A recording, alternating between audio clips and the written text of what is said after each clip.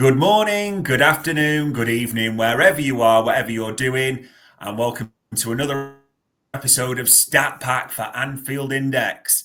Ladies and gents, we're doing three things that people in England aren't doing. We're talking about beating the champions of Europe. We're talking about beating the champions of our own country. And to do it, we've actually got the hardest job in England. We've got an appointment with a doctor as well. So I've got Bart's with me as ever to talk through the stats around that majestic City game and to look ahead to Newcastle at the same time. But it's a Tuesday night. It's obviously a later where you are, but this is just a great time to be a Liverpool fan, isn't there? There's nothing to be negative about at the moment. No, even whatever, anyone who can try and find any negativity, fair play to you. I think, injuries we could do with a fullback back here and there, should we say? But other than that, you go and watch the game of football. Football's about escapism, isn't it? It's about giving you a reality that you don't currently have in your life, and that's a bit deep. That, apologies, guys, but that's what football's about. And at a moment, the Reds are giving you that in buckets. It's a really good time to go and watch the Reds play. Yeah, absolutely. I was at both those games, Real Madrid and City, and we maybe were being deep, but it was a privilege to be at those. It's just everything about the Reds is absolutely brilliant at the moment. But on Statpack, ladies and gents, we're here to give you the data, we're here to give you the stats and see what we can call out from this game. I mean, I'm not going to say this lightly, Bart, and I'm really intrigued to see what you pull up for us here, because I was at that game and the eye test, 2-0 flattered them. I thought we absolutely battered them, and it'll be interesting to see what the stats say. But for better finishing, it could have been an absolute hiding. At the same time as well, we almost saw stages in this game. There were stages where it was all us and we were on top. The eye test also looked like we were almost trying to contain them at times and just show we can do that, almost shut down their threat. It really felt like, different types of slot teams in one game. So I am genuinely fascinated to see what the stats are going to tell us from first half, second half, and overall here. Yeah, overall, we covered those on UP last night, and you would have seen them. It's Tuesday. If you've not seen the stats by now, you need to go and get better at. So I'm being honest with you. But the interesting bit is the by half stuff, because you're right. First half, we were field tilt, which measures how much a percentage of the game we spend in their opposition half versus they spend in our final third. So 55 to 45 in that first half period. If we look at penalty box touches, we had 17 to their 5 in that first 45, which is a huge difference. Huge difference. Possession-wise, again, we're at 52-49, so fairly even, to be honest with you. You're chasing hairs there if it's a couple of percentage out. XG, 1.7 to 0.13. Yes, that's 0.13. So that's a huge difference for that first half, which is also backed up with your big chances, which for Opta have to be over, 0.2 or 0.25. So, it's that's a big difference for us, and the good thing for us as well. So XGO2, which is XG on target, which is effectively a measure of in that high score chance. So if you've got a 0.4 chance, that suggests that you've got a 40% chance of scoring from that position. Yeah. Now, the post shot will look at where you place that ball in relation to the goalkeeper height, depth, width, whatever you want to call it. And that'll give you a measure on how much you've added or taken away from that. And then from a goalkeeping perspective, how much, if they saved that, how good that save was. So, Kelleher is overperforming this metric compared to other goalkeepers throughout his Liverpool career, and Alisson does as well. But we're basically a 1-to-1 there. So the quality of chance, within giving it the same quality in terms of the attempted finish. So just a little bit there for people who may not know that. And one of the key things that I bang on about, people get bored of me probably, but that threat to XG conversion, we were nearly at 100. They were just over 20. So that first half really was a completely, full on, intense, everything you would have. I think it's unfair to say it was like a Klopp side, because I don't think it was. I think it was more organised in areas, which I'll come on to in a minute. But it was definitely slot football at its best. Flip that, though. Second half, we let them have the ball, where they had 60% possession. Field tilt, they were in our final third for 65% of the time. So penalty box touches, which I said we were dominated first half, they flipped it around there 25 to our 13. But big chances, we still, in the key stuff, 3-1. So we still had better, but we were playing more on the counter. So our threat to XG conversion actually in second half was better. It was 220 to 21% conversion rate. They got their threat up to about 70%. So they improved, but we sort of let them have this areas around here and let them do certain bits, but not. Bit of a stat, I'm going to say it again, I repeat it from last night because I just found it hilarious. We were more likely to win the game 6-0 than City were to win it. 10,000 sims. So yeah, brilliant. Anyway, one for you to go and have a bit of friends with your City friend, City mates with. But if we take a look at some of the passing stuff we have, so typically for a slot side, I hope that comes up large enough for people, we dominate these half space and zone 14 areas with our blue successful passes, reds progressive. Okay, that's generally what we do. Now here, you might be thinking, going, what are you showing me there? Because there's not a lot of arrows. That's exactly the point. We didn't utilize those areas to a large degree in this game. So that was a different tactic for that. And if you look at second half, even less than the first half, again, change of tactics. City, I just click the barrel. Yeah, they typically get in these areas. Yeah, so here, particularly between 31 and 45, which is when they had their first shot. City record that, the longest time in a game that they have not had a shot by, I think 39 minutes it was. They finally had their first shot in the game. So quite an incredible start that.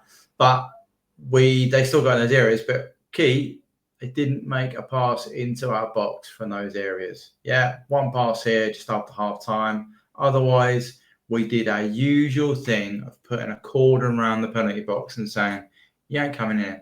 You can have the ball in these areas. We'll let you do that, but you're not coming in here.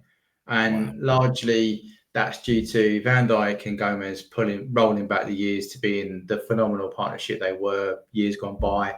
And the two fullbacks again playing really, really well. Trent, I thought, was exceptional for 60 minutes, started to tire a little bit after that. But now that change of tactic, which a lot of people have alluded to, hopefully that's come up large enough. If not, I'll just make that bigger for people. So here you'll see is, again, same sort of combination, blues successful, reds progressive. These are our long passes, right? So this is just long passes. That's first half, that's second half. So first half, we were literally working out a way, keeping the ball and then putting it into these areas here. The Mo goal is this one here, the red one here. So that, and then he pulls it across there. So that is that, not the Mo goal, sorry, the Cody goal, the Mo ball for the Cody goal. Yeah. That tactic there was to get it into the spaces here, in behind where the fullbacks were, if they were playing a 3, in behind, and then we could play the balls in, which is different to our tactic usually, which is build through the wingers, come back in, and then feed it in centrally. So we changed tactics. Second half, again, we sat off a bit as we've become accustomed to, and our long roll rate dropped, but still using the left half space a little bit more. So there are some key things there to be aware of that we did well in that kind of that first half difference, I would suggest, for the tactics. But that's all on ball stuff, right? And with City, you have to do both sides of the ball well to get something out of it. And the key thing I look at here is defensive actions, which is anything from tackle, header, ground duel, all of those kind of opta definitions, should we say, interceptions, those kind of things all come into that play.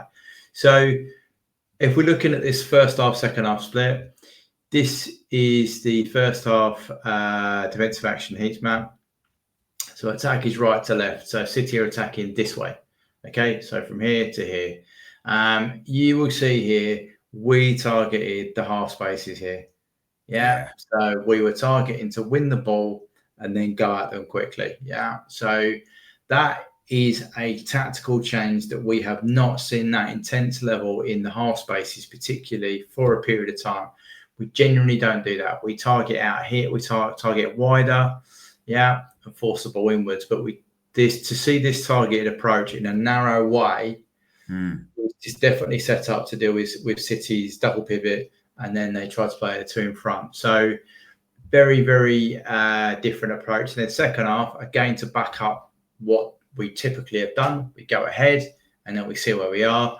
We backed off. So the right back zone here with Trent is going to see more action because they swapped the wing around. They brought Joku on, and then they brought the Brazilian lad on to play the right wing against Robin. So your two fullback areas increased in their volume, but look in their half, we just went, go on in, you have the ball. You have the ball and you do that. So some very distinctive differences in the way that we kind of played them and changed in the halves. Just having a quick check on EPV to make sure there's anything different there. But yeah, so EPV first half, this is Mo's area and Cody down here doing some good stuff. But second half, we were playing on the counter, so it was limited, but you had some different shapes. And if we look at our positional setup, you don't really get a great picture from here. But the overall one I wanted to show people was how did we do that? So we created a box in the middle here. So Diaz drops in next to Dom, and then you have Grav and Mac backing up. Double pivot with a box in front of our two centre halves. Again, controlling that central area. Pep's sides historically want to control the centre. So what we did is we're going to have high actions in those areas. We're going to defensively be intense in those areas so you can't get out. And we're also going to have bodies around you. And then what we're going to do is we're going to play it to Mo, who's going to play in Cody, and vice versa. So we did a very strategic way of winning the ball here, building through there, and then going out wide rather than the reverse. It was very successful, and effectively, I mean, you were there. We could have blown them away in the first 20 minutes. Could have been 3-4 up, 3-4 easy. That is, the contrast there, just like I say, in terms of the big touches, the pure aggressiveness in the middle of the pitch in the first half, compared to, like you said, as the stats show there, just the second half to almost be like, go on then, see if you can do anything. And they just simply couldn't. We were still just, I like the way you phrase that, almost a cordon around the penalty box, like you're not coming in. Simple as that. Yeah. You're not getting big chances. Simple as that. I mean, it helps when you've got, I don't even think there's a doubt, he's the Premier League's best centre-half playing for you, and he's rolled back the years to when he became second in the Ballon d'Or vote. So it does help. But Gomez stepped up. Gomez was there showing that he's still a quality Rolls Royce of a defender. He's just been unfortunate with injuries over the years, but it does help when you've got that. And then you've got Grav and Mac in front doing what they usually do. Matt was a kind of a metronome kind of game for him, wasn't really looking to, where Real Madrid was looking to make that third man run, was looking to join the attack. Matt was very much deeper this game, just being there, controlling over, making sure we moved the ball in the space we wanted to play. And another great performance from him, really. Insane. And I mean, there is, when we talk about individuals, that literally you could call out 1 to 11, even subs having an impact as well. So I am intrigued in terms of the data. Who does the data lead towards sort of man of the match and even call outs possibly? I mean, it's going to be very hard to make a case not to be Mo Salah, right? So if we accept that, you know, Mo Salah pulling in 23% of our EPV production is phenomenal, with just, he's on the pitch for 87 minutes. His touches, if I can just find that, I'll be on another one down the bottom. But his total touches Mo had was 29 touches, and he created 30%, nearly 24% of our EPV. Wow. That's pretty special performance right there, right? His receiving success was in the 90s. His passing success was in the 70s. Now, considering he takes risks with that, that's pretty good going, to be honest with you. Where are we looking at? So if we look at his connections Mo had, is he coming up with anything? No, he's not coming up there. But defensively as well, Mo, I think, did a pretty good job. Yeah, 100% aerials, 100% duels. So low volume, but still putting in both sides of the ball. Mo's working well. Mo also helped double bank some of their players. So there'd be our player in behind, and Mo would nick it in front, and then we'd go again. You saw it happen on a couple of occasions. Bernardo definitely didn't like it on one occasion. So, yeah, it's hard pressed. But the other player I would put forward is another midfielder. Because again, Virgil for me is, I know we overlook him, but Virgil was just sublime, right? Yeah. He's up there, right? How you cannot give that guy a 10 out of 10 that game is beyond me. He's absolutely brilliant. But Dominic, so he's had a lot of hate early on the season, but if you look at him, he had a dual rate of 50% in midfield, which is in line with his competitors. Area was 100%. Okay. Touches, we said last week about touches in the penalty box. He had 2, but he had 24 in the final third. That's good. He's doing the up and down supporting. I've already showed you where he's operating with Diaz to cover in on the right side this time rather than the left. If we look at his attacking metrics, he produced 10% of our APB, which is getting decent considering he doesn't take any set plays. He had 12% of our possession time, so again, pretty good conversion. Now, as always, I'll offer the alternative. I'm not saying I would have given it to Mo Salah. I mean, that's his way of will. He exceeds. Remember, the dot is what his positional average is for the game. He exceeds the threat created. He exceeds the shots. It exceeds the areas won. It's just that's kind of a very, very good performance. But my offer up is Dom. Again, exceeds all of the for his positional average. So against the midfielders in the game, he exceeded all bar the ground jewels, which he was 50-54. So, yeah, that's why I would say if you're looking at another alternative, Dom was good. VVD was clearly class. So between those three, which is a player in each unit, effectively having an exceptional game, I think goes a long way to explain how we got the result we did. Just a really, really, really solid performance from most of our guys, to be fair. Even Robbo found some from somewhere, some old school form, really. So, yeah, it was good. It was good to see. It is crazy that, like you said, so many performed. And it is good to see Szoboszlai getting the credit and those stats backing it up, because he has come in for a bit of flack recently. You can't pretend that. And some people questioning kind of his role in the side. I suppose for me, Barts, and tell me if you think wrong, when I'm thinking the biggest takeaways from everything you just told me, to have more than 3 times the touches in the penalty area at the first half, to dominate that middle area, which City like to, and there's no 2 ways of switching that up. We dominated that middle area. And then even the switch in the second half, just where we'll say, you can have the ball, but Gandalf style, you shall not pass type of thing. We just dominated them first and second half, exactly the same, but in a different style, didn't we? Yeah, 100%. And I suppose the other way I think we made City the ordinary. Okay, and that takes some doing. And another way you can look at that is we talk a lot about on Under Pressure about a Swiss Army knife approach to attack. So when the way you win titles is that you can defend in multiple ways and you can attack in multiple ways. So whatever that opposition throws at you, you can deal with it. Okay. Some of the weaknesses of Arsenal setup is that last season they were relying on set plays to score goals. So their Swiss Army knife is limited. City have never had that problem. Okay. Now, one of the ways you can look at that is how you produce XG. Okay. So yes, they produce not a lot of XG. It's really pleasing to see that we basically allowed them XG outside the box, right? They had one little density plot there where they produce XG in our box. This is the English champions, by the way. This isn't like Brentford. No, it's Brentford, but it's not like Saints or something. This is the English champions, and we've not allowed them to create an XG in our box bar a little bit.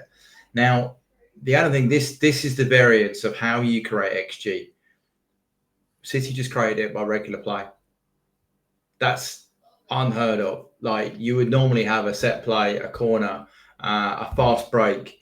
These are the categories we created from. Obviously, penalties in there, but we had regular play from a corner and fast break. Yeah. So you'd also have some of our free kicks could have been better, which would have had another one. But generally, we have 4 or 5 varieties of creating XG. City on this game, we limited them just regular play. That is a really big takeaway from us. Our ability to stop the opposition. Actually, flip it around another way, is just to let them create in one way, and we can control that. So us as a system, we're operating in that elite level that we're saying, you can do that. We know where you're going to create threat. We know where you're going to get XG, and we'll just deal with that. We won't let you do anything else. And to do that to City, I thought was quite remarkable. Yeah. I think the bit you phrased it absolutely spot on. We made the English champions look ordinary and we restricted them to one route. There's just so many things to like about this City game. And listen, people, we could talk about it all night, but at some point, you probably may have noticed the games come thick and fast, don't they? In all honesty, we now face Newcastle, an interesting team. And because I'm working towards my doctorate for the stats and I'm obviously nowhere near, I'll do you a few barts to save you a little bit. So, I mean, you look at these people, they're an interesting team because they are literally mid-table, as you'd say. They're literally there, 11th, 19 points, although it is really close, right up to 7th. They're only 3 points behind 6. You could look at it that way. But a real mix. I mean, 5 wins, 4 losses. So this is what intrigues me, Barts, as well. 14 goals for, 14 goals conceded. They're the ultimate. It's pretty even across the board. They almost scream like a 1-1 drawing team there, in all honesty. Goals, not too many. Maybe the annoyance is that Isaac's back. No one really wanted to hear that as well, but he is their top scorer. Anthony Gordon, we all know the drama that played out in the summer. You fancy he will be up for it, but so there's a few goals there, but you start going up, and why they've got Harvey Barnes here, but a lot of his goals were early in the season. They aren't a team of big scorers by any means. And the form one is interesting. If you come across to their form, they've beaten Arsenal and they drew against City at home, people. Let's not ignore that. So there is a threat. But then you look at the last few. I mean, they lost to a horrendous West Ham team. Let's not pretend West Ham are not horrendous at the moment. And then the last game, I don't know if anyone watched it at all, but it was pretty abject, that 1-1 draw against Crystal Palace. So, I mean, I'll put yours back on the screen, Bart, but it's a tough game in one way because you look at what Newcastle can do at home, but I'm intrigued to see what your stats pull up from these. So I'm using anyone who follows Mark R on the Twitter arty. He's got an actual website, you can look at it. But so just to back up a little bit what you're saying there in terms of they are a bit of a balance, if you know what I mean. So if we look at XG difference, it's 0.15. So that is literally, they concede as much XG as they create by a 10% chance going their way effectively. And if you look at where we compare that to Liverpool, our XG difference is +1. Yeah. So that's a big difference. Now you might think, okay, so what's going wrong in their system? We talk about threat to XG conversion. So what's their threat XT difference? Again, 10%. Ours is 0.7. So again, there's a big difference in terms of they're only creating 1.48 threat a game. We're calculating 1.7. We're conceding just over 1. They're conceding 1.3. Now, given our ability to convert a threat into XG, you saw in the City game it was about 90% one half and 200 or something at another half. You don't need to give us much, and we can turn that into the XG we need to score. In terms of some other stats that you can look at, they have 12 shots a game. They concede 3.5 shots a game on target. Sorry, they genuinely, I would suggest it's about 1.4 XG per 90 on F-Brief and on here as well. So I think they're anything around that 1.5 XG conceded and created, they're doing that mark. Whereas remember, City coming into the game, they were conceding over 2 XG per game, and then they conceded 3 for us. So I think they're not poor defensively, but they're not. They're a bit of a. They are effectively. They're literally mid-table. If you want your definition of mid-table, that's what they are this year. They're very mid-table. The only worry, not a worry, because it's us and we're elite at the moment, but Isaac's underperforming his XG. So if you look at his stats on F-Brief, here he is. He is underperforming his XG by about 10%. So yeah, there's something to look. I mean, is he injured? Is he not? I'm not sure. But yeah, I think he scored 4. He should have scored 5. So something to think about with that. But no, I think generally they can see the decent amount of shots. They also score quite a lot of shots. They can be very Jekyll and Hyde. They would have had some record, by the way, if they'd won at Palace, because they would have won the game without actually a shot. Wow. Because it was an own goal. Yeah. But other than that, they had no other. Do you know what I mean? They would have scored by not having a shot on target. So yeah, they would have won the game. So Palace creating the equaliser was probably pretty fortuitous in terms of where we are. But no, for me, I would say it's going to be, as all of these games are going to be. I think it's going to be about that battle in the middle. Newcastle's problems I was talking to Hamza last night, was the midfield combinations between Tonali and Bruno. They're working that out. Bruno was playing further forward in the last game, and Tonali was holding, and it sort of started to hold. But they're still not, as the threat would tell you in the XG, they're not creating those numbers that they need to do. So yeah, it'll be interesting to see how they line up, how they try and counter us, and what we can do. But yeah, they are a very, very balanced. Just in the middle, they don't crack loads of XG. They don't concede loads of XG, but yeah. Interesting. Liverpool 12th man there, talking about we're nearly twice the average seen from other teams. I think Bart's phrased it right. We are elite. Before I go to the final bit, I want to talk about with final trends. We did have a question as well. I'll put it on the screen there from Liverpool 12th man, asking about, because we asked about corners and how it can dictate offensive pressure. So again, how many corners do we expect against the Dr. Jekyll and Mr. Hyde team? Because it's interesting you called that out. We do set pieces, eh? Yeah, it's corners is one I don't really spend a lot of time looking at, to be honest with you. But it'd be interesting. I'm just going to look in the last game. When did they last play? And I'll give you what they were playing Palace, weren't they? Here we go. So Palace didn't actually get a shot on target. I think the XG looking at it, something like 0.1. They had 9. They conceded 8 and won 9 corners in that game. So that's let's look at the previous game to that. I'm interested that you raised that question. So corners again, they created 8, conceded 3. So they're not double figures. Looking across those last 3 games. So yeah, it'd be interesting to see. But I would suggest we just use a different modality to create our XG. We don't have to go and counter on their corner. Our corner routines are pretty good recently. We just need Virgil to remember he's not Matip and actually hit the ball properly. Yeah, he will be good that he didn't get one on Sunday. No two ways about it. Which, I suppose the final point, I am intrigued by this. The champions of Europe and the champions of England have been to Anfield this week. And it's fair to say we are easily deserved victors in both those. There's been so much to like recently. What are the kind of, I suppose you call it, wider trends from the last few games? Is there any themes or patterns you'd say that you and the Up Boys have been calling out at all? I'll go back to the start of the season. Darth, I think all of us came on board after the first couple of times.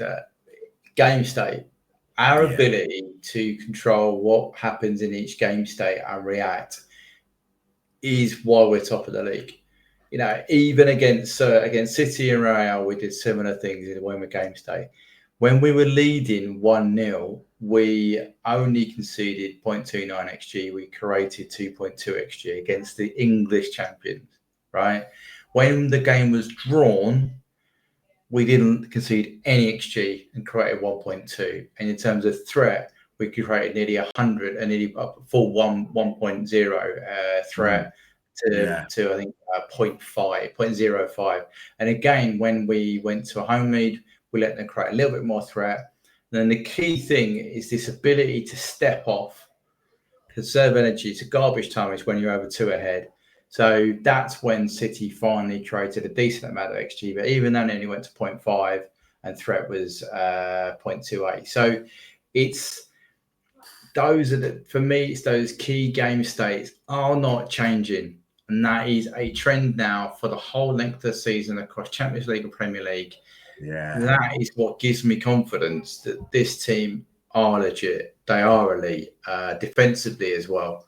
Attacks can go, hot and cold a little bit, but in terms of our defensive numbers, we are simply not letting the opposition do things they want to do. We're controlling it in the game state we want to control, and then we'll go and win the game when we want to go and win it.